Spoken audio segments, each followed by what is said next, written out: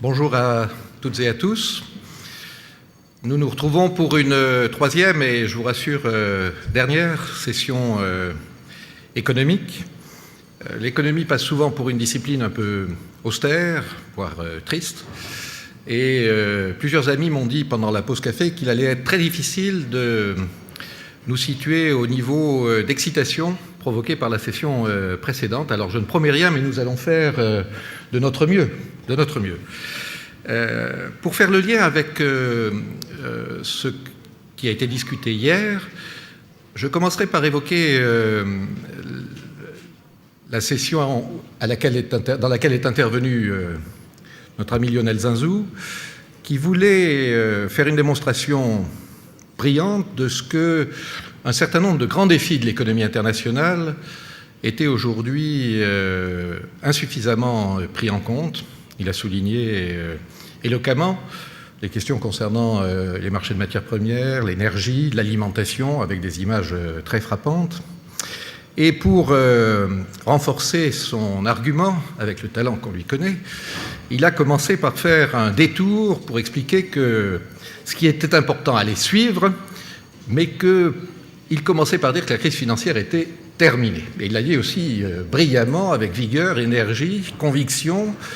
Je ne partage pas complètement ce sentiment, et c'est de là que je souhaiterais faire partir le panel de ce matin.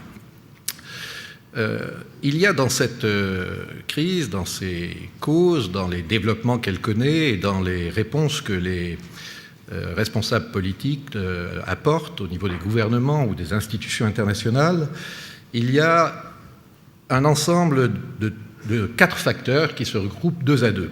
Il y a les facteurs macroéconomiques dont on a parlé hier, sur lesquels je ne reviens pas. Ils ont, pour faire simple, l'excès de liquidité et les déficits internationaux, enfin la structure des déficits excédents. Et puis il y a des causes microéconomiques. On ne les a pas traitées hier par souci d'analyse rationnelle, mais on ne peut pas non plus les passer complètement sous silence. Et de même qu'en matière macroéconomique, il y a des causes principales et des causes secondaires, je crois que pour la clarté de la réflexion, il est bon en matière microéconomique d'avoir aussi l'idée qu'il y a eu des causes principales et des causes secondaires.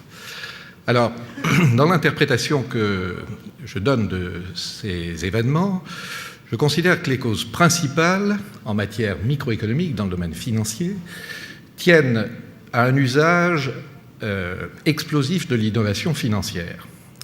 Je mets cet adjectif pour bien souligner que je n'ai évidemment rien contre l'innovation en général. En bon disciple de Schumpeter, cela va de soi.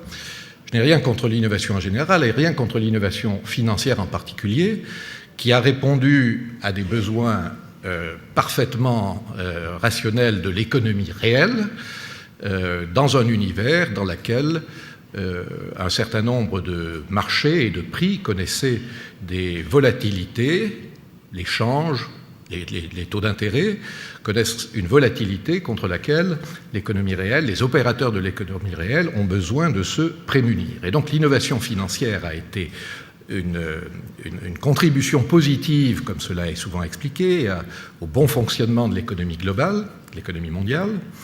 Mais j'ajoute que ça a été une utilisation explosive parce qu'à un certain moment, dans un contexte où la supervision est devenue trop fragile, a été capturée, comme on l'a dit hier, comme M. Padoa-Schioppa le disait hier, la régulation a été capturée par les intérêts privés.